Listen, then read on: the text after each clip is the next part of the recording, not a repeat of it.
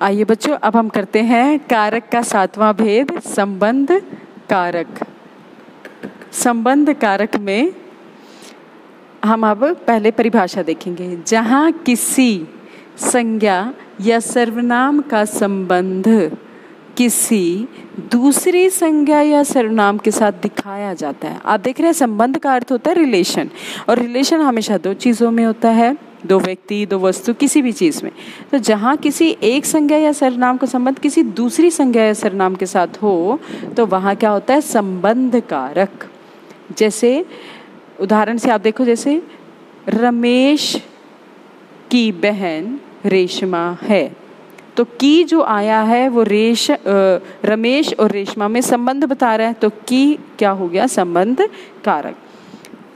एक अन्य उससे समझते हैं हम, जो संज्ञा या सर्वनाम शब्द किसी दूसरे संज्ञा या सर्वनाम के साथ संबंध प्रकट करता है वो संबंध कारक है। इसके चिन्ह क्या क्या हैं देखिए, का, के, की, रा, रे, री, ये क्या है उसके चिन्ह हैं। उदाहरण देखो, मेरा बेटा आपका कोट उठा लाएगा, तो कोट किसका, आपका, तो का शब्द जो आया आपके साथ वो क्या है, संबंध कारक। राधा कृष्ण जी की भक्ति करती हैं, तो जो भक्ति है वो किससे संबंध है, कृष्ण जी से। किसकी भक्ति करते हैं, कृष्ण जी की, तो की शब्द यहाँ पर क्या है, संबंध कारक। अन्य उदाहरण से समझेंगे, ये बच्चों की किताबें हैं, किताबें किसकी हैं, किससे संबंध है किताबों का, बच्चों से, तो बच्चों की क्या है, संबंध कारक। उसने कपड़े की दुकान खोली है, दुकान का संबंध किससे है, कपड़े से, तो कपड़े की क्या हुआ, संबंध कारक। गर्मियों में पत्थरों का मकान बहुत गर्म हो जाता है, मकान कैसा, पत्थरों का, तो पत्थर और मकान का आपस में संबंध किससे बना है, का से, तो ये क्या है, संबंध कारक। राम के सभी बेटे बहुत होशियार हैं, बेटे किसके हैं, राम के, तो राम के क्या हुआ, संबंध कारक। मेरी कमीज फट गई है, कमीज किसकी है, संबंध किससे है, मेरी, तो यहाँ पे री आया है, यहाँ काके की नहीं आया, तो आपने ध्यान दिया होगा मैं के साथ क्या है, यानी मैं का जो दूसरा स्वरूप है मेरी, तो मेरी शब्द यहाँ पर आया है, इसलिए क्या है यहाँ पर संबंध कारक। मेरा, मेरी, मेरे, तो ये भी संबंध ही है, किससे संबंध है, मैं से संबंध है, तो इसलिए यहाँ भी क्या रहेगा, संबंध कारक।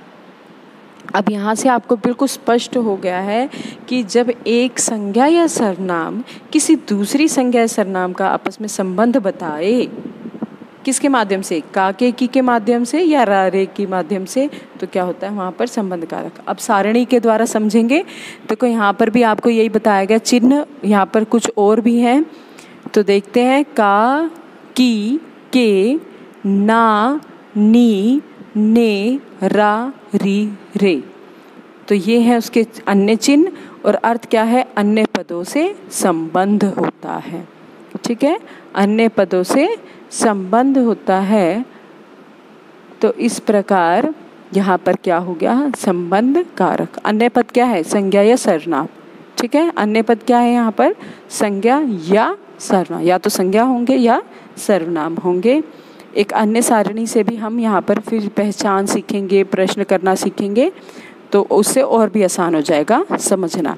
तो देखो यहाँ पर संबंध कारक है, चिन्ह क्या है, काके की, रा, रे, री, अधिक ज़्यादा से ज़्यादा आपको हमेशा काके की ही मिलेगा, ठीक है, तो आप घबराइए नहीं, आपको बहुत आसान रहेगा। काके की हमेशा संबंध का सूचक होता है, और रा, रे, री बहुत कम होता है, लेकिन फिर भी आपको यह पढ़ना है, समझना है।